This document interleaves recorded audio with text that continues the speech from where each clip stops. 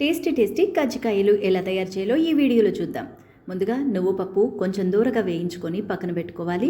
అలాగే తర్వాత వేయించిన శనగపప్పును వేయించుకొని పక్కన పెట్టుకోవాలి. ఆ తర్వాత ఎండు కొబ్బరి మిక్స్ అంటే కొబ్బరి తురుము మనకి మార్కెట్లో దొరుకుతుంది. దాన్ని కూడా వేయించుకొని పక్కన పెట్టుకోండి.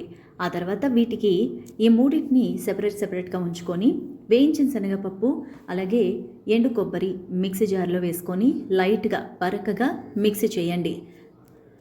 ఆ తర్వాత వీటి మూడింటిని కూడా కలిపేసుకొని తగినంత బెల్లం కానీ లేదంటే పంచదార ఇష్టపడే వాళ్ళు పంచదారని కానీ మిక్సీలో ఒకసారి పంచదార పౌడర్ని కలుపుకోవచ్చు. లేదంటే బెల్లాన్ని బాగా కలిపేటట్టు స్వీట్ సరిపోయిందా లేదా చూసుకోండి. అలాగే మైదా పిండిని చపాతీ పిండిలాగా ఈ విధంగా మనం స్మూత్గా చేసుకోవాలి.